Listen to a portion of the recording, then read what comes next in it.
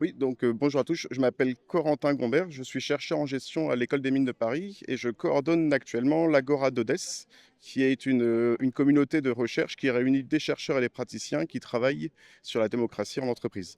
Pour le principal objectif qu'on cherche à atteindre en étant ici, hein, c'est que, étant beaucoup plus habitué à des lieux de rencontres un peu plus formels, pour l'objectif ici, c'est de rencontrer les citoyens parce qu'en fait, pour les citoyens, sont au cœur des démarches qu'on mène à l'Agora d'Odès. Et, euh, et comme on travaille sur la démocratie en organisation, c'est quelque chose d'être ici, ça nous permet de nous rapprocher d'un idéal démocratique qui a été oublié aujourd'hui, hein, qui est l'idéal qu'on pourrait signifier de Mary Parker Follett, qui permet de considérer la démocratie non pas comme un ensemble d'instances représentatives, mais plus comme un processus d'interaction entre différentes communautés, différents groupes locaux. Et je pense que c'est exactement ce qu'on fait aujourd'hui. On est, nous, une organisation qui est libre et ouverte, ouverte aux entreprises, ouverte aux associations, mais aussi ouverte aux citoyens, parce qu'on considère que le citoyen est expert, dans le sens où, en tant que chercheur, je ne considère pas que l'expertise sur la démocratie est en laboratoire. Elle est entre les mains de chacun de nous, elle est chez les citoyens. Donc de venir à la rencontre des citoyens nous permet justement de développer encore davantage de connaissances et davantage d'expertise. Aujourd'hui, pour l'innovation sociale, elle a un rôle qu'on juge central, en fait, parce que pour aborder les transitions, qu'elles soient environnementales ou alimentaires même, on a besoin de faire appel aux citoyens, parce que si on ne peut pas faire confiance dans les entreprises pour améliorer l'environnement ou pour nous permettre d'accéder à une meilleure alimentation. Donc, ce qu'on considère, c'est qu'il va falloir faire appel aux citoyens. Pour l'entreprise n'est pas au centre. On va chercher à changer de référentiel en plaçant le travailleur citoyen au centre.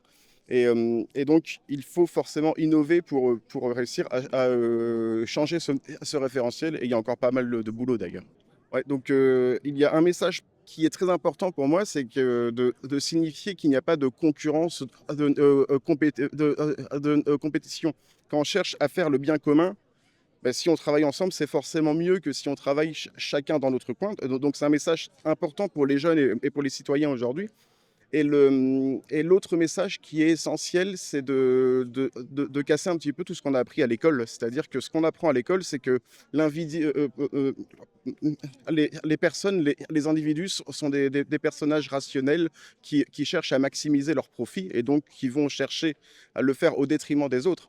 Alors que quand on regarde, non pas ce qui se passe à l'école, mais quand on regarde ce qui se passe sur le terrain, dans la réalité, ça n'est pas vrai. Il existe tout un tas d'organisations alternatives qui veulent travailler avec les autres, travailler ensemble, partager pour construire un monde meilleur et non pas se construire pour eux-mêmes, mais pour les autres.